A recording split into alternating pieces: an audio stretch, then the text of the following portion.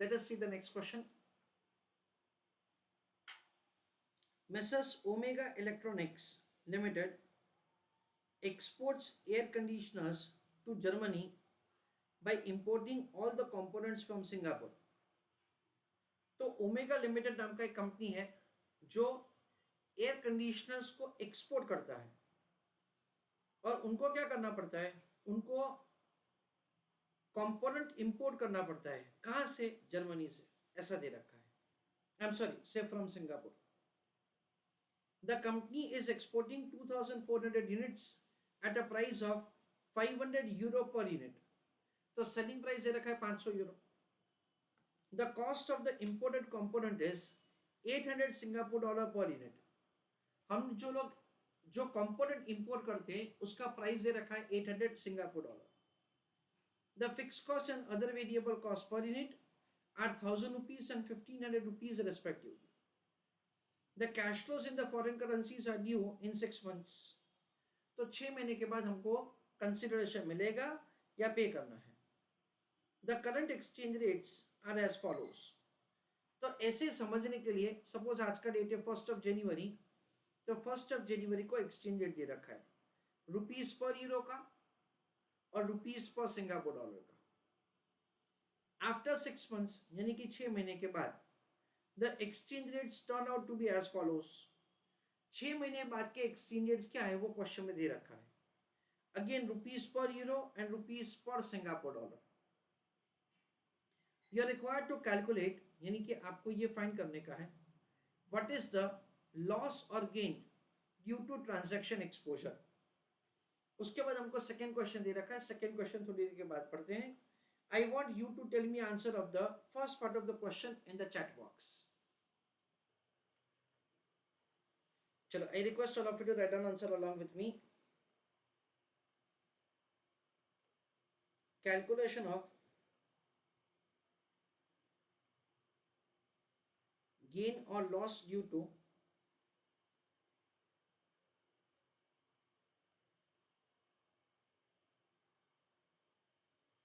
Transaction exposure.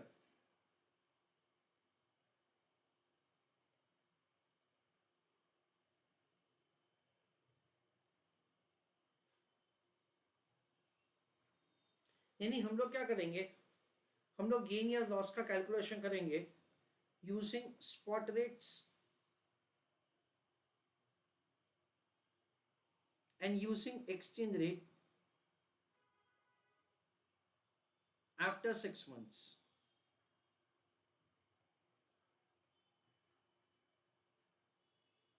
चलो, I request all of you to write down answer along with me. सबसे पहले हम लोग लिखेंगे सेल्स वैल्यू। क्वेश्चन में ऐसा दे रखा है, messrs omega electronics limited exports air conditioner to Germany by importing all the components from Singapore. The company is exporting 2400 units. So यहाँ पे मैं लिख रहा हूँ 2400 units at the price of 500 euro per unit. Selling price दे रखा है 500 और हमको स्पॉट रेट दे रखा है। वी अंडरस्टैंड एट हमने गुड्स एक्सपोर्ट किया है, तो अगर हमको यूरो करेंसी में कंसिडरेशन मिलेगा, then in that case sale of euro and purchase of rupees, हमको कम रुपीस मिलेगा। So this is the amount of the rupees that we will receive, that comes to 51.50। तो यहाँ पे क्या किया जाएगा, इंटू 51.50, तो ये हमारा सेल्स वैल्यू होगा। उसके बाद हम लोग लिखेंगे so the cost of component.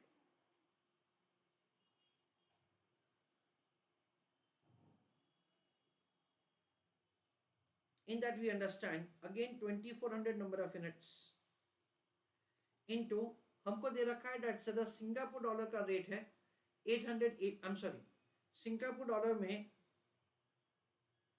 800 का हमारा प्राइस है। सो वी अंडरस्टैंड एट से the purchase price.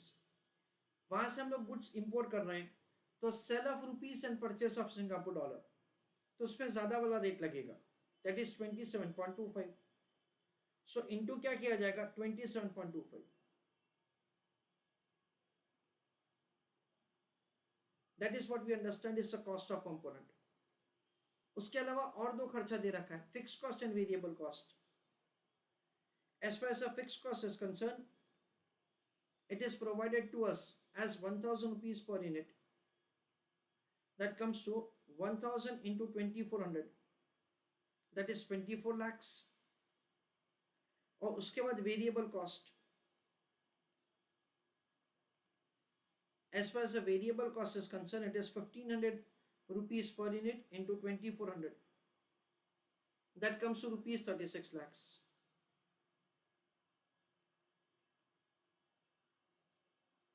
Okay, so now we understand like this,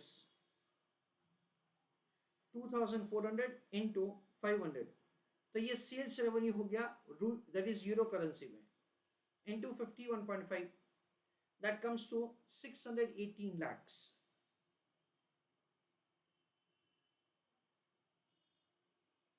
That is the sales consideration. उसके बाद कंपोनेंट का कॉस्ट कैसे किया जाएगा, 2400 into 800, तो ये हमारा इंपोर्ट कंसिडरेशन हो गया, into 27.25, that comes to 5 crore 23 lakh 20,000. Okay, so now we'll make the calculation of the final answer. ये 24 lakhs है, ये 36 lakhs है, and it is 6 crore 18 lakhs. उसके ऊपर से हमको प्रॉफिट या लॉस मिलेगा. The amount of the profit or loss at spot exchange rate is 34,80,000. ये स्पॉट रेट पे किया जाएगा. ऐसा का ऐसा वर्किंग किया जाएगा using the exchange rate after 6 months. अगर प्रॉफिट में इंक्रीज हो रहा है, then in that case there is a profit due to transaction exposure, and if at all profit में reduction हो रहा है, then in that case there is a loss due to transaction exposure. I request you to write down the answer for the spot rate and try to do answer for the rates prevailing after 6 months and put your answer in the chat box.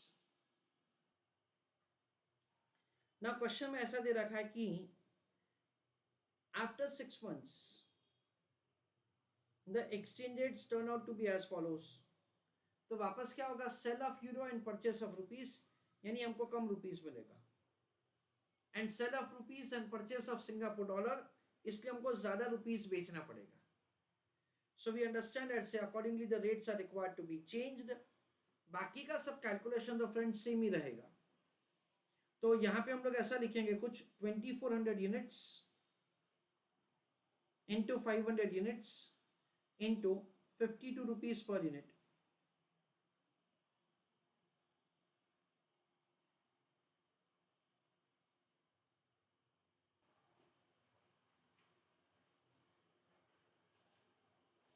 चलो 2400 units into 500, तो ये sales consideration होगा euro में. Sale of euro and purchase of rupees, यानी 52 का rate लगेगा. So 2400 into 500 into 52, that comes to 6 crore 24 lakhs.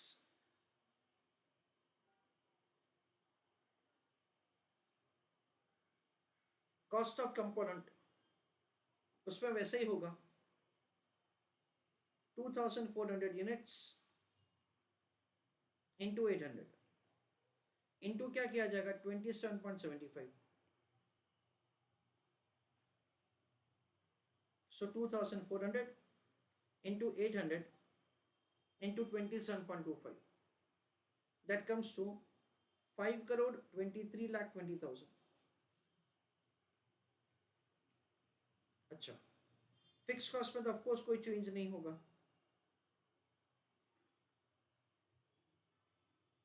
Again variable cost में भी कोई चेंज नहीं होगा.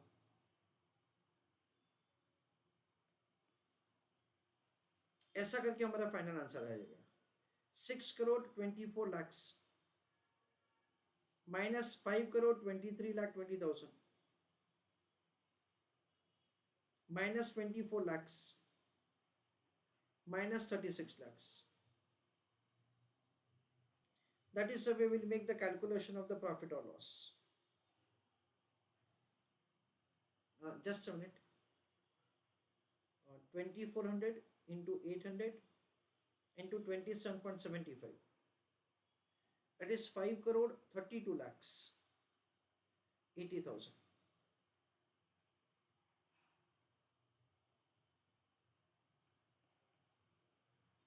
तो इसलिए 6 crore 24 lakhs minus 5 crore 32 lakhs 80,000 minus 24 lakhs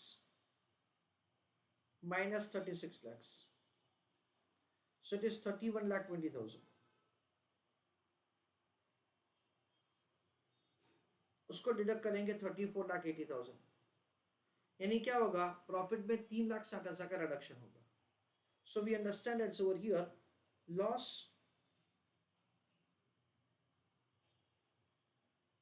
due to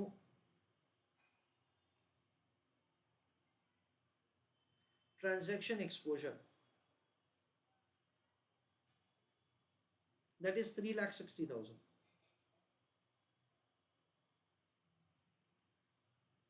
तो उसका कैलकुलेशन होगा 34,80,000 माइनस 31,20,000. चलो गेट डाउन द आंसर. तो first part of the question में हमको गेन और loss due to transaction exposure find करना है. तो स्पॉट रेट्स के ऊपर हमने प्रॉफिट या लॉस का कैलकुलेशन किया, और जो 6 महीने के बाद के एक्सचेंज रेट से उसके ऊपर हमने प्रॉफिट या लॉस का कैलकुलेशन किया. We understand that say the amount of the profit reduces, तो उसको बोला जाएगा loss due to transaction exposure, that is an amount of 3,60,000. चलो second part of the question, based on following additional information, तो हमको कुछ additional information दे रखा है. कैलकुलेट, क्या दे रखा है, लॉस और gain due to transaction and operating exposure, यानी दो चीज पूछा है, प्रॉफिट और loss due to transaction exposure and profit और loss due to operating exposure. If the contracted price of the air conditioner is ₹25,000, 25,000 रुपए, current exchange rate changes to, like जो भी करंट एक्सचेंज रेट का information दे रखा है, यानी कि ये वाला रेट्स वो चेंज हो गया, ऐसा बोल रहे हैं वो लोग. एक नया इंफॉर्मेशन दे रखा है, price elasticity of the demand is estimated to be 1.5. Friends ये इकोनॉमिक्स का कॉन्सेप्ट है. Price elasticity of the demand को हम लोग कुछ ऐसा समझ सकते हैं, percentage change in demand divided by percentage change in price.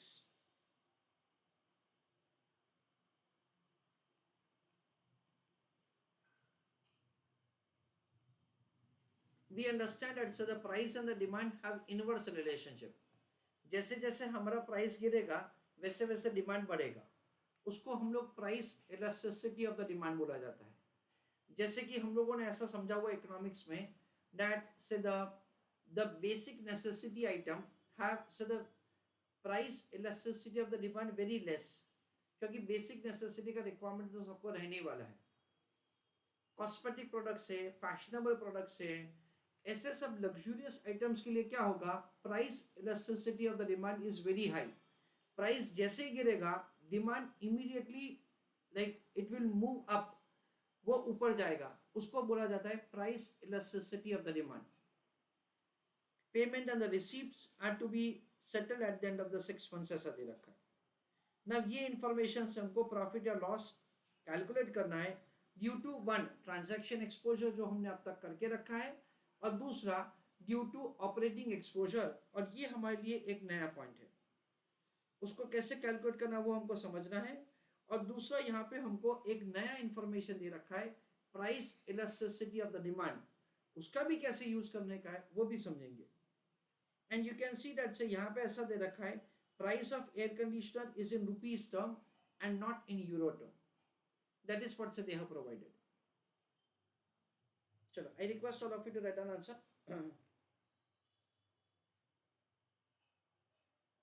Calculation of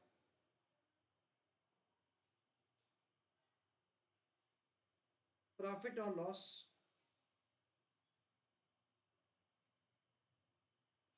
due to transaction and operating exposure.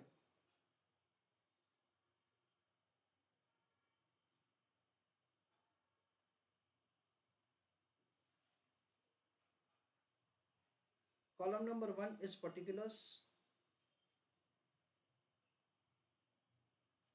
उसके बाद हम लोग column A, column B and column C, ऐसा 3 कॉलम्स बनाते हैं. कैसे वो मैं आपको समझाता हूँ. चलो, everybody is requested to pay attention. Let us understand कि कैसे आंसर किया जाएगा. सबसे पहले हम लोग ये डिस्कस करते हैं that say how to make the calculation of profit और loss say due to transaction exposure. वो हम लोग सबसे पहले डिस्कस करते हैं. उसके लिए फ्रेंड्स क्या किया जाएगा, उसके लिए हम लोग प्रॉफिट और लॉस कैलकुलेट करेंगे using the spot rates and using the exchange rate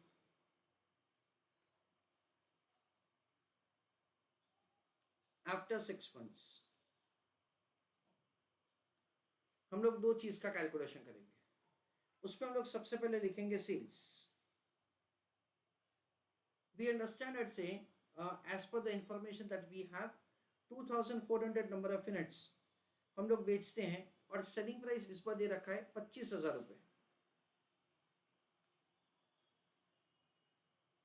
उसके बाद cost of component in that again 2400 number of units into क्या किया जाएगा, इट इज 800 क्योंकि वो हमारा परचेज प्राइस है. इनटू क्या किया जाएगा friends, 27.15. in a way that say we understand that's the sell of rupees and purchase of Singapore dollar. तो ये वाला रेट लगेगा, हाई रेट. और करंट एक्सचेंज रेट चेंज हो चुका है.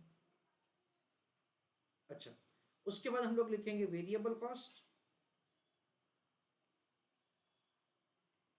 और उसके बाद हम लोग लिखेंगे फिक्स कॉस्ट. ऐसा करके हम लोग using the spot rates profit या लॉस का कैलकुलेशन करेंगे. एक्सचेंज रेट आफ्टर 6 months में सेल्स वैल्यू सेम रहेगा, वेरिएबल कॉस्ट सेम रहेगा, फिक्स कॉस्ट सेम रहेगा, सिर्फ cost of component will change. क्योंकि क्वेश्चन में हमको ऐसा दे रखा है कि 6 महीने के बाद एक्सचेंज रेट ये हो चुका है, दैट इज 27.75. यानी यहां पे क्या किया जाएगा friends, it is 2400 into 800 into 27.75. ऐसा करके cost of the component find किया जाएगा. This is the way will make the calculation of the profit और loss due to transaction exposure. सबसे पहले हम लोग इसका आंसर करते हैं, उसके बाद मैं आपको ऑपरेटिंग एक्सपोजर समझाता हूं. तो यहां पे हम लोग ऐसा करेंगे 2400 into 25,000 that comes to rupees 6 crore. तो यहाँ पे सेल्स वैल्यू में लिखेंगे 6 करोड़.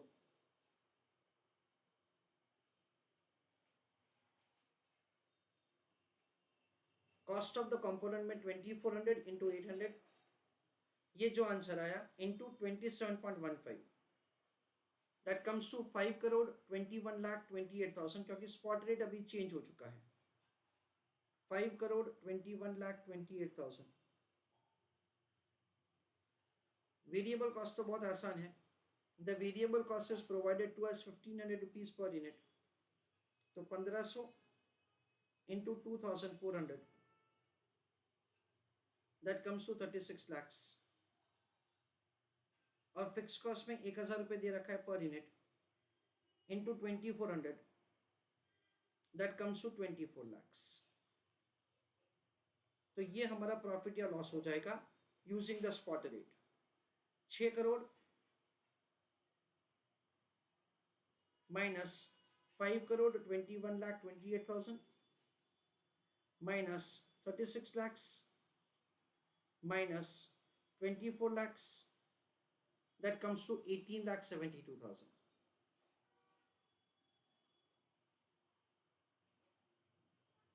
ऐसा का ऐसा आंसर किया जाएगा using the exchange rate prevailing after 6 months. उसमें क्या किया जाएगा, सेल्स वैल्यू सेम लिया जाएगा 6 करोड़.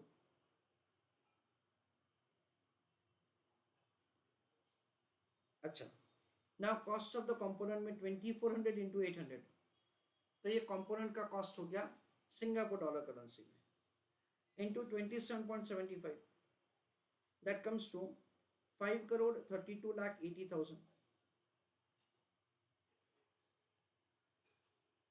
अच्छा, वेरिएबल कॉस्ट और फिक्स कॉस्ट में कोई भी फर्क पड़ेगा नहीं, that amount is going to remain same, that is 36 lakhs and 24 lakhs respectively.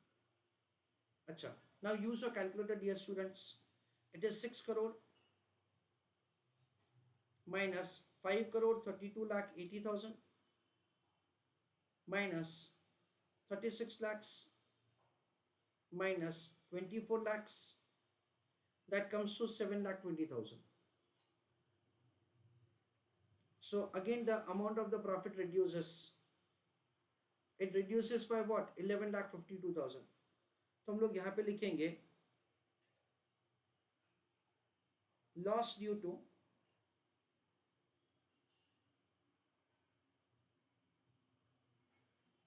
Transaction exposure,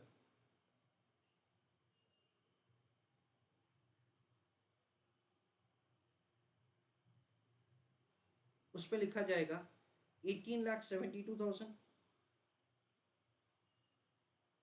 minus 7,20,000, it is 11,52,000. ऐसा करके प्रॉफिट और loss due to transaction exposure find किया जाएगा। फ्रेंड्स, यहां तक के क्वेश्चन में ऐसा कुछ नया है ही नहीं, exactly the same thing that's what we already have done directly or indirectly in the previous questions. Now यहाँ पे जो हमको प्रॉफिट और loss due to operating exposure find करना है, उसका कैलकुलेशन कैसे किया जाएगा वो मैं आपको समझाता हूँ। उसके लिए we are required to use the concept of economics, कैसे वो समझते हैं। चलो, everybody is requested to pay attention over here. देखो फ्रेंड्स, हमको यहाँ पे first part of the question में और second part of the question में जो इंफॉर्मेशन दे रखा है वो मैं यहाँ पे लिख रहा हूँ। First part of the question में हमको स्पॉट रेट दे रखा है 51.50 / 51.55 rupees per year. Second part of the question में दे रखा है 51.75 / 51.80, it is again rupees per euro. ऐसा करके हमको लाइक इंफॉर्मेशन दे रखा है एक्सचेंज रेट के बारे में, स्पॉट रेट्स। ना जर्मन कंपनी के पॉइंट ऑफ व्यू से क्या होगा फ्रेंड्स, जर्मन कंपनी के पॉइंट ऑफ व्यू से ट्रांजैक्शन होगा sale of euro and purchase of rupees, ये ट्रांजैक्शन होगा। ना using the spot rate we understand that say 1 euro के सामने उनको इतना रुपीज मिलेगा, and using the revised spot exchange rate उनको 1 यूरो के सामने ज्यादा रुपीज मिलेगा। यानी उनके लिए क्या हो जाएगा friends, understand that 25,000 divided by exchange rate, ऐसा हम लोग लिखेंगे। in the first part of the question and in the second part of the question, दोनों पार्ट ऑफ द क्वेश्चन में जो एक्सचेंज रेट दे रखा है उससे हम लोग यूरो करेंसी का उनका परचेज प्राइस फाइंड करेंगे। तो हम लोग यहाँ पे ऐसा करेंगे फ्रेंड्स, दैट से जो हमको ए पार्ट ऑफ द क्वेश्चन में यानी कि first part of the question में जो एक्सचेंज रेट दे रखा था, यूजिंग दैट उनके लिए परचेज प्राइस क्या होगा, हम लोग ऐसा बोल सकते हैं कि 25,000 रुपये, जो कि कंसिडरेशन हमको रुपीज टर्म में दे रखा है, divided by A part of the question में यानी कि फर्स्ट पार्ट में 51.50, B part of the question में अगेन 25,000 रुपये डिवाइडेड बाय क्या किया जाएगा 51.75, यानी ये नया वाला रेट लिया जाएगा।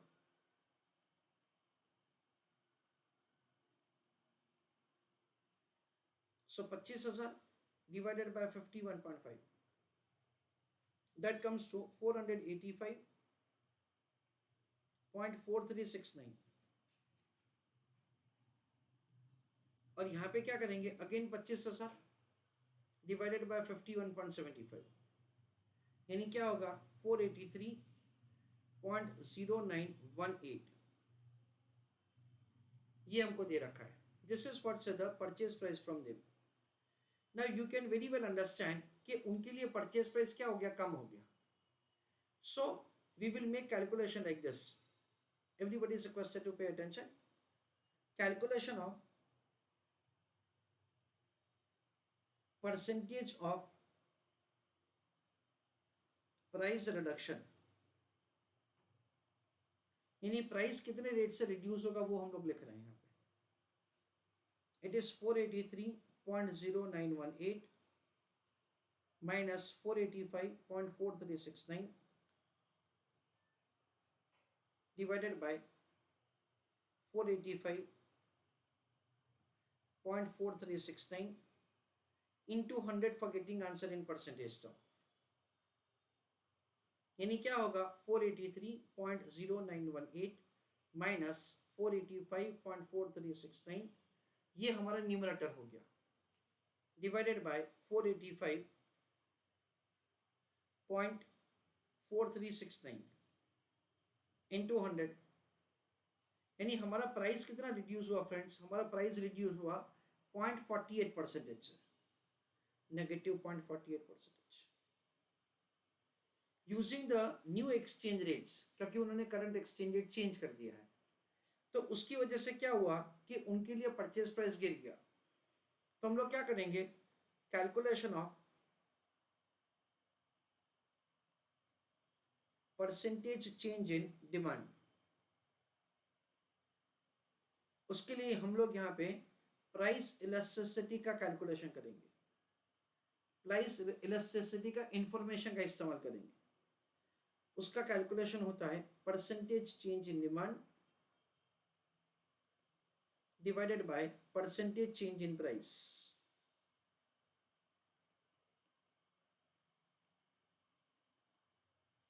तो हम लोग फाइंड करेंगे percentage change in demand is equal to percentage change in price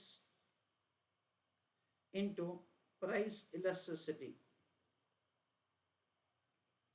तो ये क्या होगा, नेगेटिव 0.48%, क्यों, क्योंकि प्राइस रिड्यूस हो रहा है, इंटू क्या करेंगे 1.50, क्योंकि प्राइस इलास्टिसिटी 1.50 है. So 1.5 into 0.48, that comes to 0.72%. And friends, ये 0.72% जो है, that is what we understand is the increase in the demand. Why? Because the price is falling down. So we understand that, say over here, revise the demand.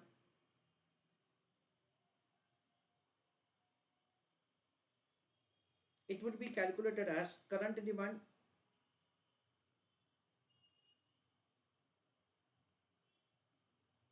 plus change in demand.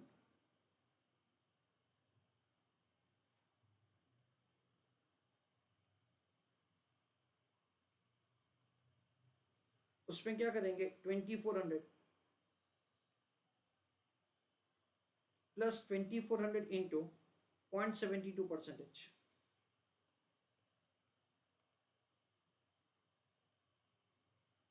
So 2400 into 0.72%, that comes to 17.28. यानी हमारा demand क्या हो जाएगा 2417 number of units.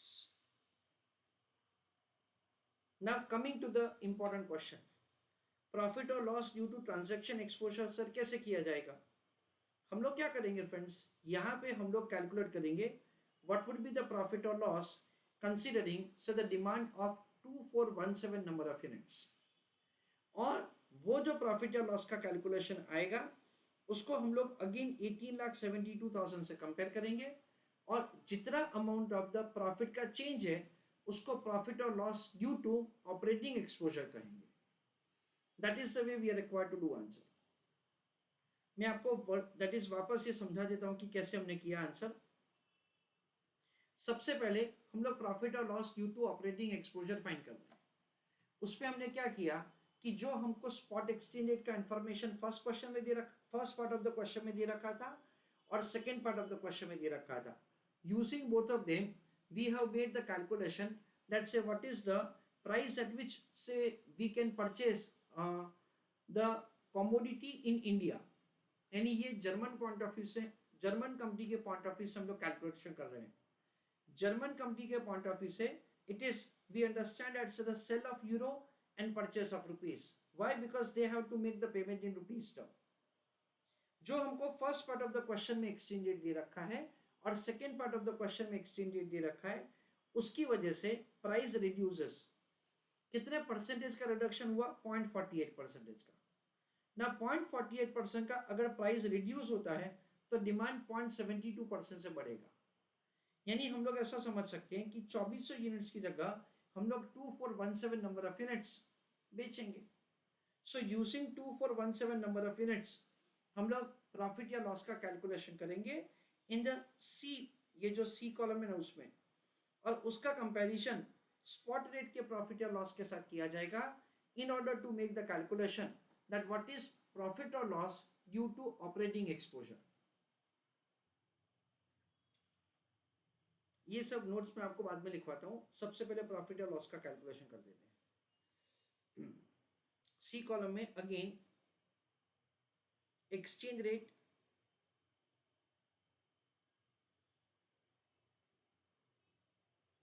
After 6 months.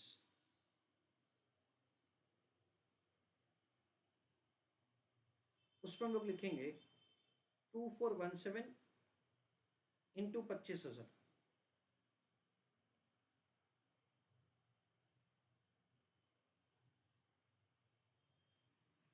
6,04,25,000. Cost of component 2417 into 800 into 27.75.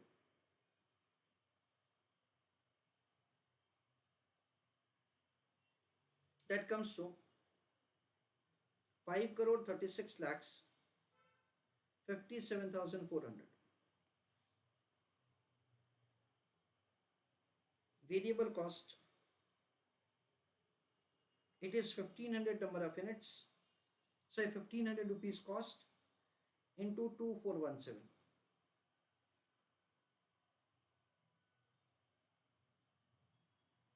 That comes to 36,25,500. यहाँ पे friends fix cost same ही रहेगा, इसलिए fix cost को मैं चेंज नहीं कर रहा हूँ क्योंकि fix cost in total same रहेगा. So 6,04,25,000 minus 5,36,57,400 minus 36,25,500 minus 24 lakhs. So again there is a profit that comes to 7,42,100. पर करंट प्रॉफिट से तो डेफिनेटली कम है, तो यहाँ पे हम लोग वापस लिखेंगे ऐसा कि loss due to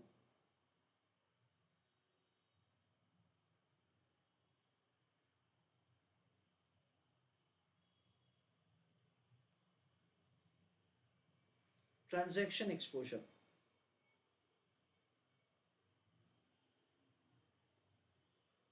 $18,72,000 minus 742,100.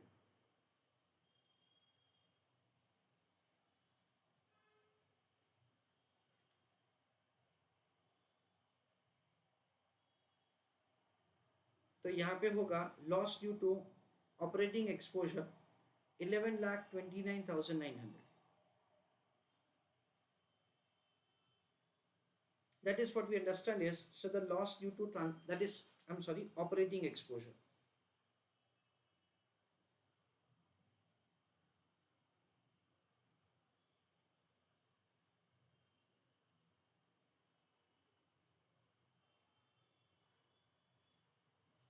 That is 11,29,900.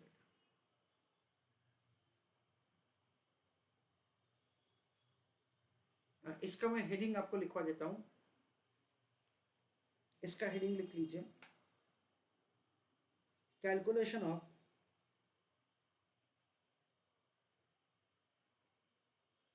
Price per unit, bracket में लिख रहा हूं मैं यूरो करेंसी,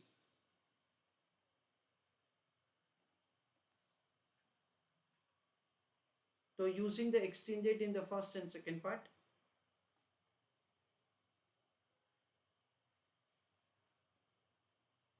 उसके बाद वर्किंग नोट नंबर 2, इसको वर्किंग नोट नंबर 1 बना देते हैं, calculation of the percentage of the price reduction, क्योंकि प्राइस रिड्यूस हो रहा है। Working note number 3, calculation of the percentage change in the demand, यहाँ पे यूनिट्स होता है specifically friends. And working note number 4, calculation of the revise demand.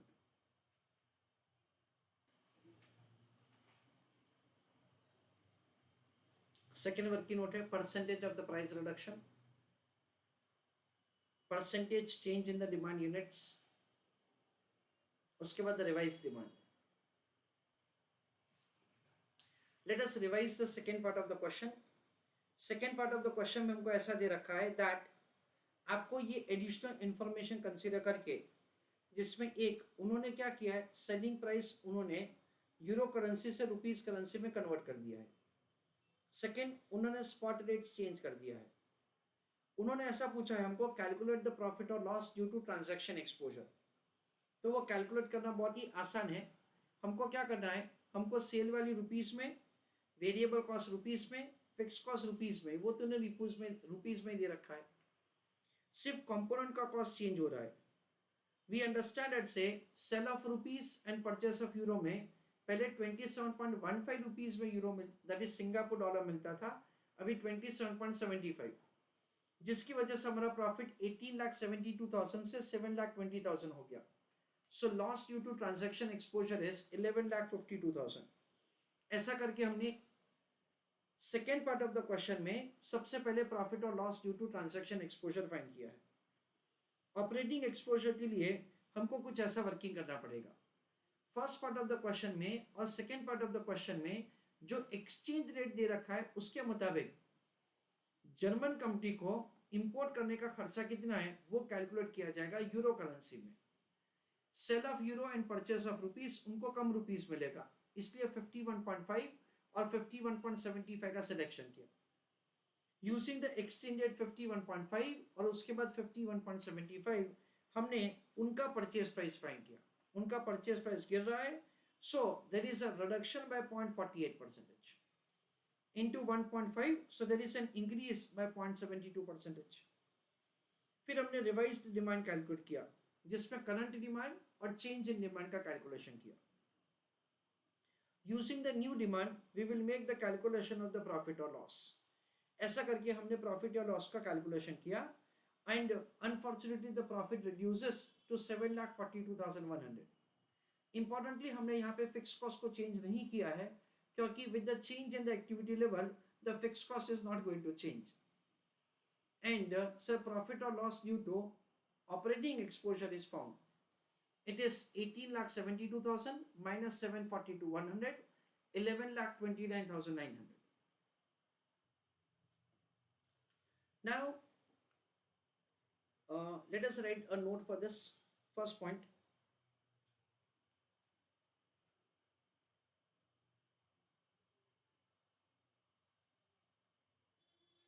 Price elasticity of demand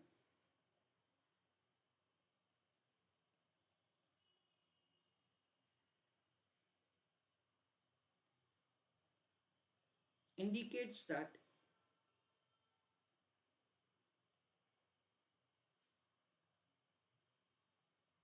what would be percentage change in demand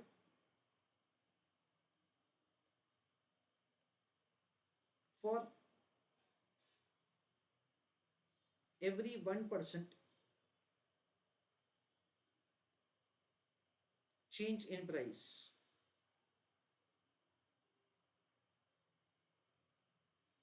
full stop.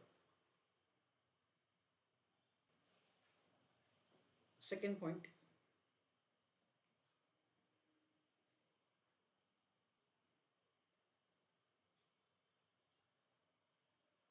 from German company point of view,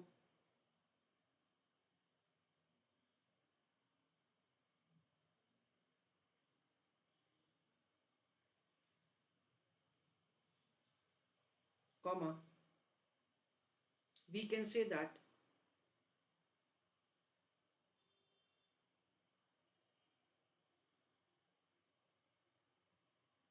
with change in exchange rate,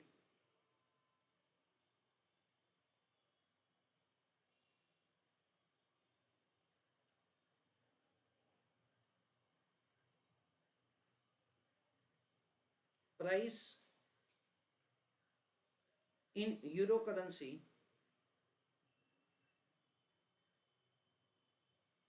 changes, full stop. उससे भी लिखो आगे,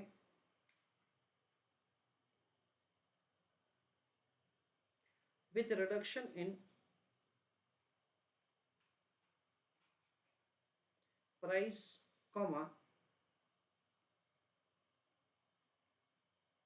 demand increases,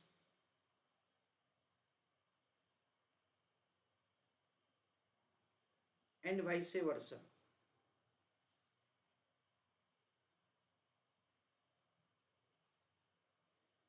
Third point,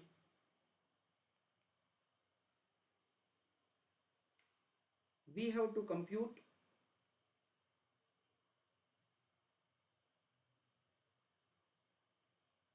profit or loss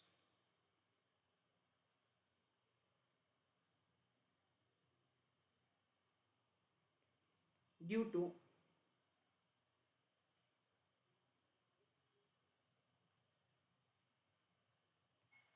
transaction exposure, I'm sorry, operating exposure,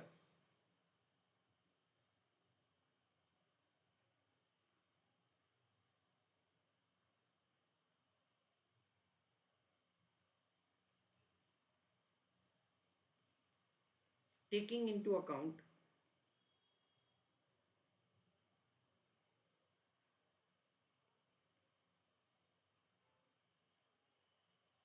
such change in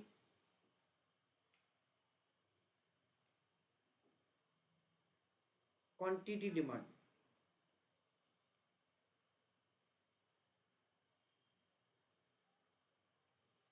full stop. ना friends, examination के point of view से of course answer खत्म हो चुका है. However, I would like to give you one more explanation with respect to the profit or loss due to operating exposure. Theoretically, उसका meaning कुछ ऐसा समझा गया है. Let us say that there is an organization like Infosys. Infosys नाम का जो organisation है, उसका जो वैल्यू होगा, that depends upon the number of factors. उसमें से एक मेथड ऑफ द वैल्यूएशन होता है जिसको बोला जाता है फ्री कैश फ्लो मेथड. ना फ्री कैश फ्लो मेथड में क्या किया जाता है friends? Free cash flow method में we do projection of the cash flows, first year, second year, third year, fourth year and so on. ये जो भी हमारे फ्यूचर के कैश फ्लोज है उसको हम लोग क्या करते हैं? प्रेजेंट वैल्यू टर्म में डिस्काउंट करते हैं. And the present value of the future cash flow is what we understand is the value of Infosys. Now Infosys के बहुत सारे फॉरेन क्लाइंटल्स है जिसकी वजह से उनके जो कैश फ्लोज है ना उसमें डॉलर करेंसी भी इंक्लूडेड है. डॉलर करेंसी में उनको जो कैश फ्लोज मिलने वाले हैं उसको डोमेस्टिक करेंसी यानी कि रुपीस करेंसी में कन्वर्ट किया जाता है और उसके बाद इन्फोसिस का वैल्यू फाइंड किया जाता है. ये एकदम बराबर से पता चल रहा है. नाउ वी अंडरस्टैंड एंड से देयर आर फेयर चांसेस कि डॉलर करेंसी लेट अस से डिप्रीशिएट हो रहा है, जिसकी वजह से क्या होगा, फ्यूचर में जो इन्फोसिस को डॉलर करेंसी मिलने वाला है उसका वैल्यू भी क्या होगा? डिटोरिएट होगा. उसकी वजह से जो कन्वर्टेड कैश फ्लोज होंगे और उसका प्रेजेंट वैल्यू होगा वो भी रिड्यूस होगा, और उसकी वजह से value of the Infosys is likely to fall down. तो ये जो reduction in the value of the Infosys होता है ना फ्रेंड्स, उसको टेक्निकल लैंग्वेज में कहा जाता है loss of profit due to operating exposure. ये उसका टेक्निकल मीनिंग है। However, this is the way we are required to do the answer that we have recently done.